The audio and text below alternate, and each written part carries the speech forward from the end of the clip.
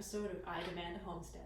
My name is Amanda, and today what we're going to be talking about is we're going to do our second video in our series on how to make dry cured pork cheek, or guanciale, which is how they say it in Italian. So if you haven't seen the first video on this, please kind of go back and see that one so you can see all the steps of how we got to where we are now.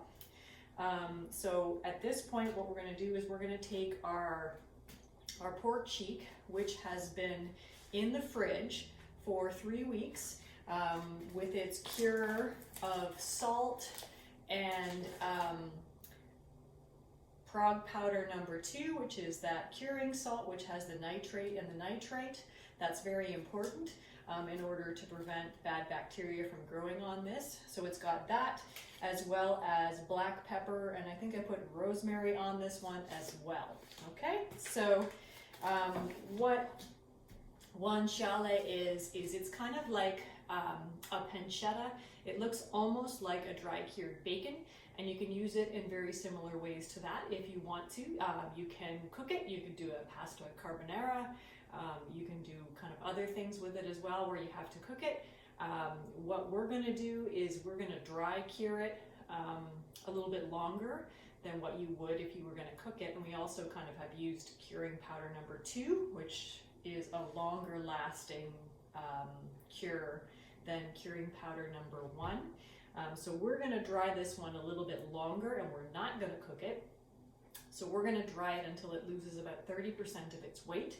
And then we're going to just slice it nice and thin, and we'll put it on our charcuterie board and serve it with some crusty bread, some pickles, that kind of stuff, along with our cured coppa and our salami as well. And I think we've got some chicken liver pate. We'll probably put that in there too, so we'll have a nice kind of board of stuff when we're all okay. So the first thing we're going to do is we're going to cut open the bag, and you can kind of see it's covered in that beautiful salt, black pepper, rosemary, gorgeous.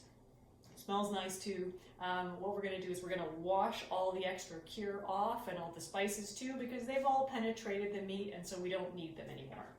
Okay, so I'm pretty happy with that. It's all pretty much washed now. Gotten pretty much all the cure off. If you've got a little bit of some of the spices on there, that's okay. And this is the point where I kind of look and see if there's any kind of loose bits of flaps of meat or connective tissue, and I'm going to cut those off.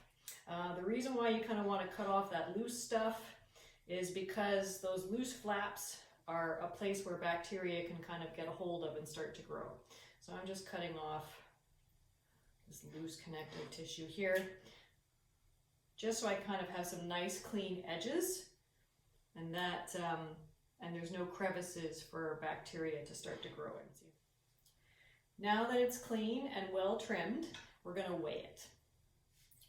So you have your digital scale, which is very important because we always want to kind of keep track of these things.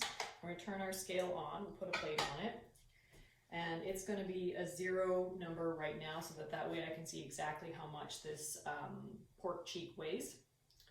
So I'm going to put that on there, and it weighs 776 grams. I've also got a little cardboard label here that I'm just going to put the number on it. Guanciale number 2. And then again the date and the weight.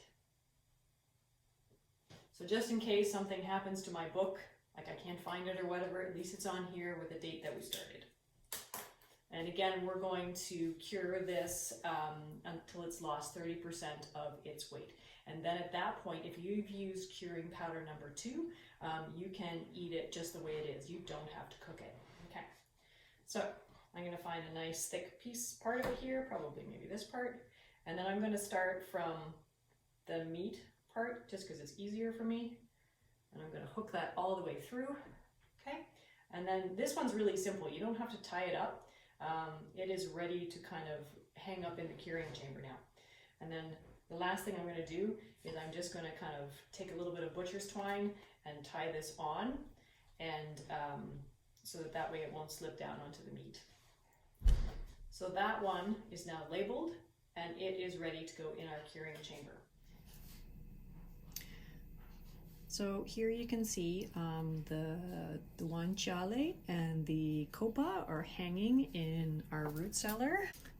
So this is just an old fridge that I co-opted. You can see my humidifier is running here. There. I'm going to put a little something to wrap around it so that, because this has a light on it and I don't want the light going on, because the light actually can cause the meat to go rancid.